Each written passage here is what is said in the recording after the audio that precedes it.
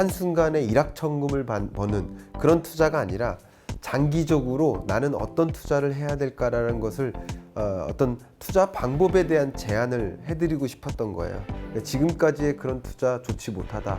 그래서 이렇게 투자하셔라. 6가지 원칙을 한번 제시해 봐드린 것이죠. 네. 그래서 첫 번째가 현금을 쌓아두지 마라. 쌓아두지 마라. 그럼 어디다가 써야 될까요? 네, 현금 쌓아두지 마라. 네네. 다른 말로 이제 저축하지 마라 이렇게 했습니다. 네.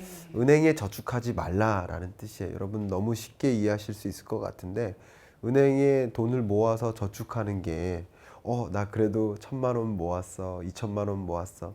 그게 굉장히 뿌듯하고 나 자신에게 칭찬해요 이렇게 하실 때도 많이 있어요. 그거 좋은 방법이라고 생각하시는 분들도 많았는데 그거 예전에 맞는 방식이었습니다. 금리가 높을 때 얘기죠. 그렇죠. 금리가 5% 이상, 7% 이상. 그럴 때는 그냥 은행에 저축하는 게 가장 추천될 만한 투자 방식이에요. 네. 그래서 은행에 저축을 하고 저축계획이 몰리고 그 저축액의 일부가 기업들에게 대출을 해주고 그게 경제가 잘 운영될 수 있도록 하는 좋은 방법이었는데 지금 여러분들이 경험하고 계시는 이 기준금리는 역사 이래 가장 낮은 기준금리예요. 맞아요. 근데 이렇게 낮은 금리 시대일 때와 금리가 올라갈 때와 높은 금리 시대일 때 똑같은 방법의 투자를 하시면 되냐는 거죠. 그렇죠. 그래서 금리가 높은 시절에 투자했던 방식하고 지금 금리가 낮은 시절에 투자 의사 결정하고 다르다라는 것이고 앞으로 이제 코로나19 끝나면 기준금리 올라가지 않겠습니까? 올라가겠죠. 코로나19 끝나고 기준금리 올려 나가겠죠. 그런데 우리나라가 잠재 성장률이 둔화되는 속도가 거의 선진국 중에 제일 빨라요.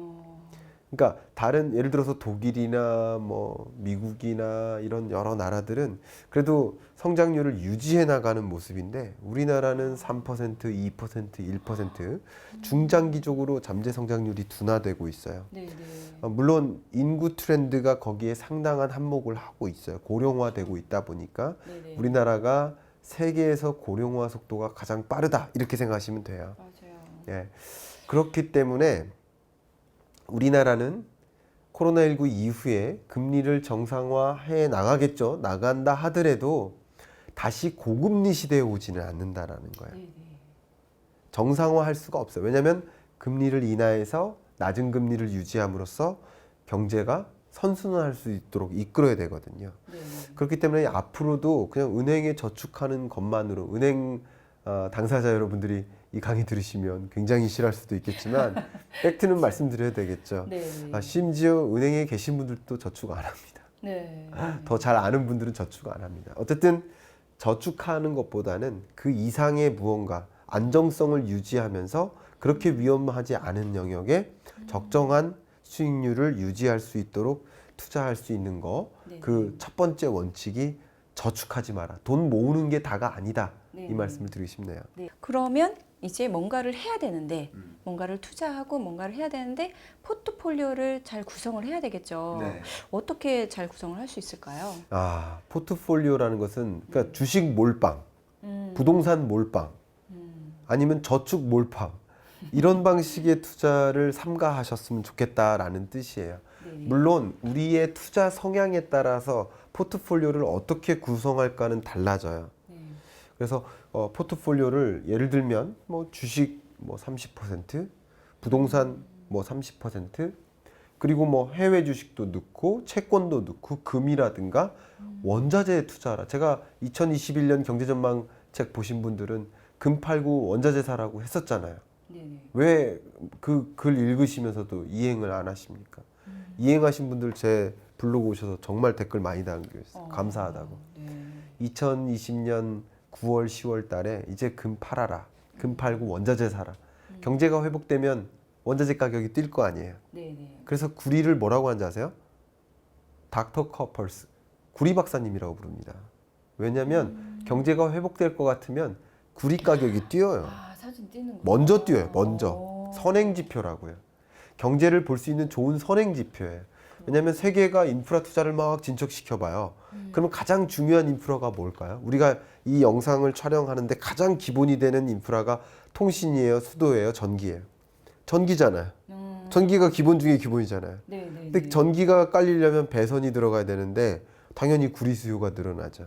더군다나 태양광 발전이나 전기 충전 인프라 이런 것들은 구리 수요를 엄청나게 늘려놓습니다. 구리 가격이 먼저 올라가요. 그럼 원자재 사라고 한 거예요. 이제 경제가 저점을 찍고 반등할 때는 원자재 가격이 오른다. 국제 유가 ETF 투자 왜 안 하시냐 이 얘기를 한 건데 어쨌든 나의 투자 성향을 정확하게 진단하고 내가 위험 추구형이냐 아니면 위험 회피형이냐라는 것을 이제 구분하고 네. 좀 위험 추구형이면 조금 더 공격적으로 주식 투자 비중을 높게 유지할 수도 있겠고 네. 또 상대적으로 나는 안전 추구형이에요. 그러면은 조금 더 주식 투자 비중은 낮추고 채권에 대한 투자 비중을 늘린다든가 네네. 자신만의 포트폴리오를 구성할 필요가 있겠다 이렇게 말씀드립니다. 네네. 그래서 한 가지에 몰빵을 하지 말고 만약에 본인이 안전형이야. 그러면 채권에 몰빵을 하면 안 되고 채권에다가 주식을 조금 플러스해서 포트폴리오를 좀 다양하게 그렇게 구성을 해라. 이렇게 말씀을 하신 것 같아요. 자, 원칙 세 번째를 보니까 변동성을 관리해라. 변동성 이거 관리할 수 있나요? 변동성을 관리하라는 말이 네네. 정확히 경제를 들여다보면서 투자 의사 결정하라 이 말입니다. 왜냐하면 이 코스피 상승세하고요, 코스피 추이가 있죠. 네네. 이 추이하고 경제 성장률하고 동떨어져서 움직일까요? 아니면 같은 방향으로 움직일까요? 같은 방향. 같은 방향으로 움직이죠. 네네. 동떨어져서 움직인다면 그건 코스피가 잘못된 거예요. 그렇죠.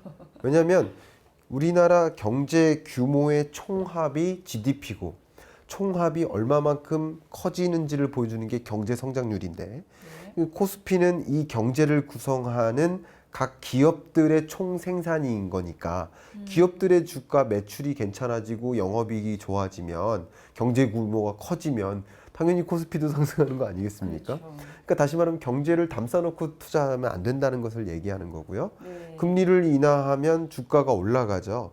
금리를 인상하게 되면 주가가 또 다시 제자리로 돌아옵니다. 이걸 왜 그래야 되는지 설명해야 될까요?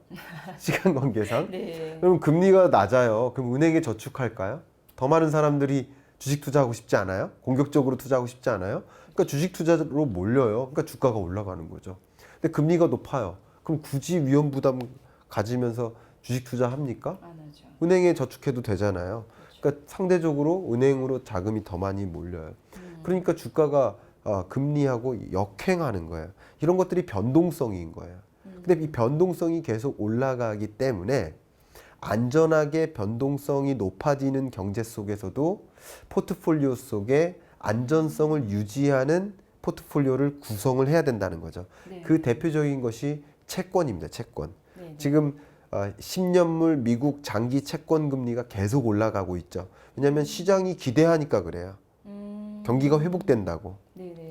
그런 과정 속에서 이제 채권 가격이 계속 오르기 때문에 채권 금리가 계속 오르기 때문에 네네. 채권 수익률이죠. 이런 것들을 이제 보면서 안정적으로 나의 포트폴리오를 구성하고 변동성을 보면서 변화에 적합한 포트폴리오를 구성하라 이거죠. 맞아요. 그래서 말씀하신 대로 우리가 경제도 알아야 되고 경기 흐름도 그러면 제대로 파악을 해야 될 것 같아요. 네. 그래서 이제 대한민국 지금 현재 사회 구조나 경제 흐름이나 여기에서 좀 가장 그래도 중요한 뭐 키워드, 뭐 네. 포인트 이런 게 있을까요? 우리 한국 경제에서 가장 중요한 키워드를 꼽으라 그러면 고령화입니다. 그래서 제가 얼마 전에 제의를 받고 고려대학교 고령사회연구센터에 조인을 했습니다. 제가 지금 연구본부장으로 재직을 시작했는데 네네.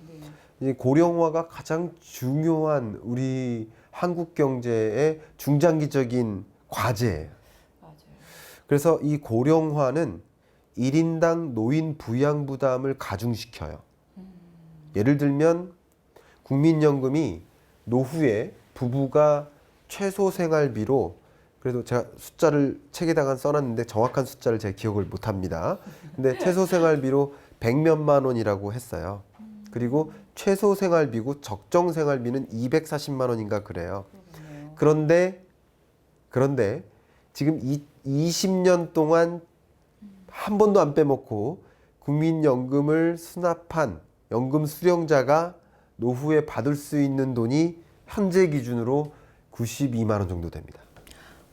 그럼 최소 생활비도 커버가 안 되는 그렇죠. 거네요. 그러면 이 고령화라는 흐름 속에 내가 지금 잘 사느냐 못 사느냐 부자 되느냐가 아니라 그냥 내 노후에 살아갈 수 있는가, 노후에 빈곤하지 않을 수 있는가라는 질문에 대해서 답변하기 위해서 재테크를 해야 된다는 거죠. 그리고 그 재테크는 잃지 않는 투자해야 된다는 거죠. 왜? 내 노후 어떡할 거예요? 여러분 60세까지 사실 거예요? 근데 나이는 더 오래 살고 싶단 말이에요. 100세까지 살고 싶단 말이에요. 120세, 130세 살고 싶단 말이에요.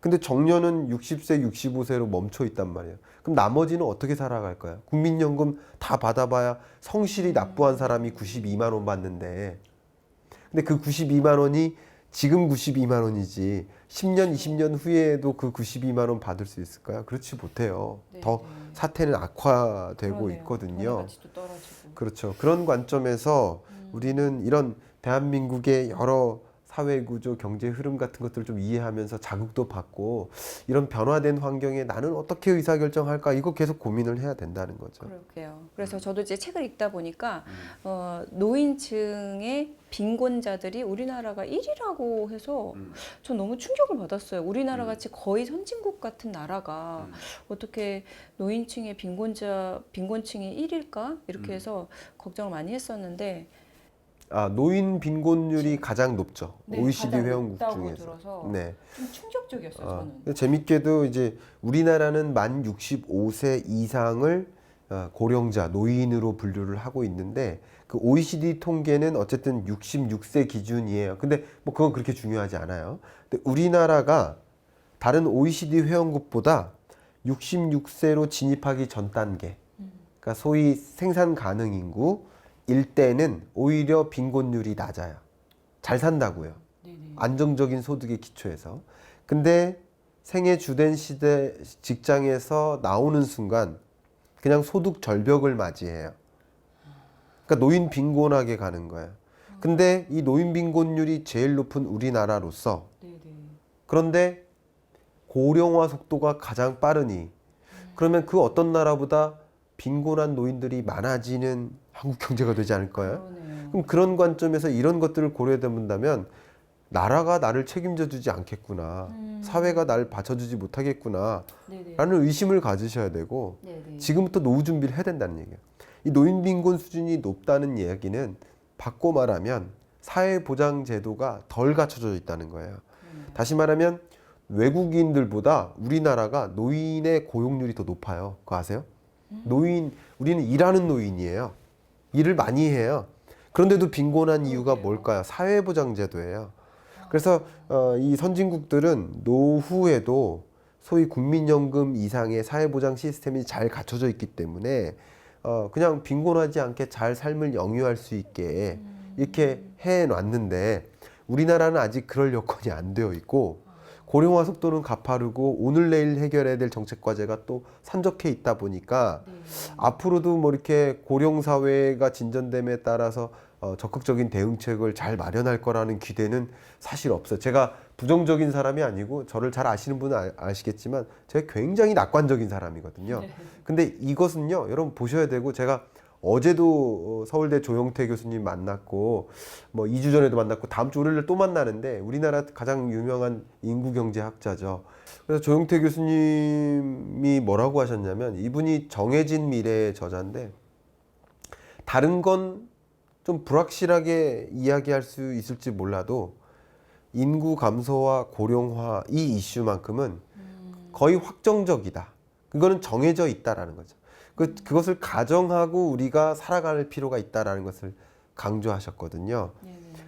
그런 것처럼 이런 우리 한국 경제가 안고 있는 사회 구조, 경제 구조의 변화 이런 것들을 우리 그냥 인문학적으로도 실감하면서 살아가고 싶지 않나요? 그러니까 나는 나고 경제는 경제예요? 아니잖아요. 그런 관점에서 이런 변화, 이 중요한 키워드를 인식한다면 그냥 매일 자산이 늘어나는 6가지 원칙 내가 알아야 돼 몰라야 돼 그게 아니고요. 반드시 사수해야죠. 그러네요. 그렇지 않겠습니까? 네네. 네. 참 요즘은 그런 것 같아요. 예전에는 이제 죽는 게 두려웠다면 이제는 사는 게 더 두려운 거예요. 왜냐하면 100세, 요즘에는 120세라고 이제 얘기를 하는데 그 이제 말씀하신 대로 퇴직하고 그 이후의 삶을 어떻게 살아야 되는지 자 지금부터 정말 고민을 해야 될 것 같고 예, 말씀하신 대로 한국만 투자하는 것이 아니라 좀 글로벌리 어떤 다른 나라도 투자를 해야 되는 게 아닌가 예, 그런 생각이 듭니다. 네. 그래서 글로벌 시장에도 좀 투자를 해라 이렇게 네. 말씀을 하신 것 같아요. 그게 투자 원칙 5번째입니다. 아, 네. 많은 사람들이 또 주장하는 것 중에 하나가 조금은 책임감 없이 얘기하는 방법 중에 하나가 그냥 우량주 하나 사서 몇십 년 갖고 있어 이렇게 얘기를 해요. 네. 근데 우량주 예를 들어 삼성전자나 그 밖에 우량주를 산다라고 하면 그럴 거면 왜 한국 우량주 삽니까? 그렇죠. 해외 우량주 사야죠. 구글, 마이크로소프트, 아마존 애플. 이런 해외 우량주는 시가총액이 더 커요. 그렇죠. 세계 주식시장에서 시가총액 기준으로 미국의 주식시장이 50%를 넘어요. 미국 혼자서. 맞아요. 이만큼 우량주가 거기 많이 있습니다. 굳이 우량주를 살 거면 왜 한국 우량주냐 이거죠. 이것도 한 가지 생각해 볼 점이라는 것이고요. 뭐 이야기하면 굉장히 길어지는데 그냥 짧게 어떻게 투자해야 됩니까? 라고 만약에 물어보시면 전 이렇게도 얘기합니다. 국민연금 따라 하시라고. 국민연금이 어떻게 투자하는지 따라 하세요 라고도 얘기를 합니다. 네. 국민연금이 이 기금을 운용하는 그 규모 사이즈가 얼마 정도 되는지 아세요 혹시? 대략 몇 조? 800조가 넘어요. 우리나라 예산이 600조가 조금 안 됩니다. 한 해 예산이. 근데 국민연금이 운용하는 기금이 807조 원이에요. 근데 807조 원을 국민연금이 어떻게 운용할까? 제가 국민연금에도 다녀왔었거든요. 근데 정말 전문가들이 많이 거기 포준되어 있고요. 외부로부터 감시도 많이 받고 있죠. 네. 제대로 운영 못하면 국민연금 수령이 이렇게 줄어들 수 있으니까. 그러니까요. 근데 이들이 굉장히 적극적으로 잃지 않는 투자를 하고 있는데 이들이 포트폴리오를 다양하게 갖고 있어요. 그러니까 해외 주식, 국내 주식, 해외 채권, 국내 채권, 그리고 그 밖에 대체 투자, 금이라든가 뭐 이런 대체 투자, 네네. 채권 이런 투자가 포트폴리오가 다양하게 구성되어 있습니다. 근데 여기서 고무적인 일 한 가지를 말씀드리면 특히나 해외 투자에 대한 의존도가 상당히 높고요. 그 숫자는 여기서는 있는 그대로 말씀 다 안 드리겠습니다만 궁금하지만 예, 궁금하시겠지만 그 투자 비중이 굉장히 높고요. 그리고 국민연금이 이미 발표한 대로라면 2025년까지 2030년까지 해외 주식 투자 비중을 늘려나가겠다라고 했어요. 그 중에 예를 들어서 해외 주식 투자한 리스트들이 이제 책에 쫙 명시가 되어 있는데 소위 테슬라나 구글이나 마이크로소프트 이런 기업들이 쭉 나와 있습니다. 네. 그러니까 우량주에 투자하려면 삼성전자도 좋지만 네. 또 해외 글로벌 우량주는 왜 투자하지 않느냐 뭐 이 말씀을 제가 드리고 싶은 거고요. 네. 제가 여러분께 이런 방식의 투자는 뭐냐면 그냥 세계 경제에 투자하라 이 말이에요. 무슨 말이냐면 세계 GDP가 줄어드는 일이 자주 있을까요? 근래 여러분이 살아생전에 경험한 역사 속에서는 글로벌 경제 규모가 마이너스 줄어든 일은 2번 있었어요. 글로벌 금융위기 때 그리고 2020년 팬데믹 경제 위기 때 2번을 제외하고는 GDP, 세계 GDP가 계속 커지고 있는 거예요. 네네. 그러면 경제에 투자하면 되지 않아요? 세계 경제? 세계 경제에 투자하는 방식이 이런 포트폴리오를 갖고 있는 거예요. 네네. 네. 그래서 이렇게 포트폴리오를 글로벌 시장에 투자하는 방식 그리고 가장 대표적인 미국 국채금리 미국 나라가 망하겠습니까? 코로나19 이후에도 국채금리가 마이너스를 기록하지 않았어요. 그러니까 채권에 투자했으면 됐던 거죠. 그러니까 이런 식으로 채권 투자를 어느 정도 비중을 갖고 또 글로벌 해외 주식들도 어느 정도 비중을 갖고 그러면서 관심 있는 한국 경제를 구성하는 주요 기업들의 주식도 갖고 뭐 이렇게 포트폴리오를 다변화해서 갖춰 나갈 필요가 있겠다라는 것을 말씀드립니다. 네, 네, 맞아요. 그래서 그리고 이제 보험 같은 경우도 우리가 가입했다가 이제 의학 기술이 발달함에 따라서 막 리모델링을 하잖아요. 네. 근데 투자도 그럴 것 같아요. 이제 포트폴리오 싹 구성해가지고 따다닥 투자를 했어요. 근데 지금 시점 기준으로 했을 때 그렇게 구성을 했는데 그냥 두면 안 될 것 같아요. 이것도 뭔가 조정을 해주거나 맞습니다. 해야 될 것 같아요. 그걸 이제 리밸런싱이라고 하죠. 네. 계속 리밸런싱을 하라. 네. 이게 이제 투자 원칙 6번째야. 지금 5가지 원칙을 지키시되 네. 그 시점에 따라서 경기 판단에 따라서 리밸런싱 하라 이거예요. 네네. 근데 이 리밸런싱을 뭐 어떻게 하는 거냐? 뭐 여러 가지 방식들이 있습니다. 예를 들면 나의 전체 투자 자산이 100만 원이다. 그중에 주식 투자 자금은 40% 40만 원이에요. 만약에. 네. 그러면 주가가 올라요. 내가 투자한 종목의 주가가 올라요. 네. 그러면 이 전체 자산에서 주식이 차지하는 비중이 늘어날 거 아니에요. 50%, 60%. 그러면 한 번씩 그 목표한 비중보다 훨씬 초과하기 시작하면 리밸런싱 하라. 주식을 팔으라는 거죠. 네. 그러면 그때 수익을 이미 보잖아요. 차익을 이미 보는 거고 다시 주식 비중을 다시 40%로 내리면 그게 리밸런싱이에요. 그렇게 목표 수치를 정해놓고 리밸런싱 하거나 아니면 시점에 맡아서 예를 들어서 어떤 중요한 경제 위기나 아니면 어떤 경제적 모멘텀이나 네. 금리 인상 인하나 뭐 이런 여러 시점에 따라서 그 시점에 걸맞게 리밸런싱 하는 거 이것도 방법이라고 볼 수 있겠죠. 네네. 근데 리밸런싱 하는 거 이런 것들도 다 보면 여러분 들어보시면 야 그거 전문가들이 하는 거 아니냐고 힘들다고 하는데 저 절대 뭐 파운트 주식 갖고 있는 게 아니고요. 네네. 이 로보어드바이저 파운트라는 로보어드바이저 기업은 로보어드바이저가 알아서 리밸런싱 해줍니다. 그렇죠? 이런 식으로 제가 말씀드리는 것은 여러분이 공부하시고 인공지능 로보어드바이저처럼 이렇게 매일 자산이 늘어날 수 있도록 자산 관리할 필요가 있겠다라는 것을 강조하는 거죠. 네, 지금까지 여러 가지 팁들을 많이 말씀해 주셨는데 저도 이제 투자를 하는 입장에서 정말 많은 팁을 얻게 됐고 정말 이 책을 반드시 좀 읽어봐야 될 것 같아요. 그래서 지금 구독자분들 중에 투자를 하시는 분들이 있을 텐데 그분들께 혹시 당부 말씀이 있다면 어떤 게 있을까요? 정말 투기를 하고 있는지 아니면 나는 정말 말 그대로 건전한 투자를 하고 있는지 먼저 스스로에게 질문을 해야 될 것 같습니다. 네. 투기도 안 하고 투자도 안 하는데 그럼 투자하셔야 되고요. 네. 근데 내가 투기를 하고 있다. 어제 사고 오늘 파고 뭐 기술적으로 뭘 분석해 가면서 뭐 그런 투기성 투자를 하고 있다. 그렇다면 정말 건전한 투자 방법이 뭔지를 고민해 보고 건전한 투자 방식, 잃지 않는 투자 방식이 무엇인지를 정확하게 판단해 보시고 그런 방식을 고수하면서 자산 관리를 해 나가셨으면 좋겠다. 그런 것들의 전반적인 이 투자 원칙들을 관통하는 그 한마디를 드리면 제가 늘상 경제전망서에 밝히고 있는 변화에 투자하라. 어떤 변화가 내 앞에 계속 펼쳐지고 있는지 그 변화를 읽는데 게을리하지 말자. 네. 변화를 끝까지 계속 그 누구보다도 먼저 욕심내서 변화를 읽어나가는데 많은 투자를 하시고 그러면서 변화에 투자할 때 나는 잃지 않는 투자를 할 수 있다. 여기서 이 변화에 투자하라에서 투자는 재테크 투자만이 해당되는 것이 아니라 나에 대한 투자, 나의 가치를 올리는 투자, 나의 역량 개발도 포함됩니다. 그래서 변화가 어떻게 전개되는지를 들여다보고 그 변화된 환경에 걸맞는 그런 나에 대한 투자, 재테크 투자 하셨으면 좋겠다.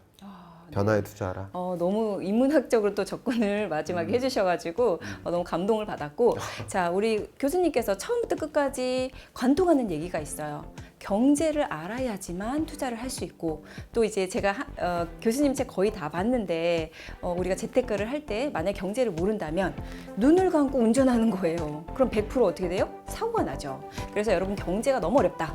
그러면 경제 읽어준 남자 이 책 읽어보시면 경제를 아주 쉽게 이해할 수 있고 요걸 기반으로 해서 여러분이 요 투자 시프트 책이나 아니면 투자를 이렇게 실행을 하시면 될 것 같습니다.